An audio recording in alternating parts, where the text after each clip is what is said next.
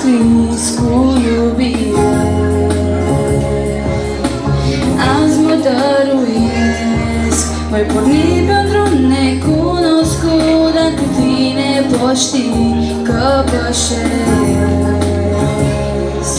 Dacă nu ești tu, cine atunci poate fi? Dacă nu sunt eu, cine te va iubi? Pe inima ta, lasă-mă să pun pe genea de brațul tău, să mă poți sprijini în gândul meu. De azi îți aparține inima, sufletul e al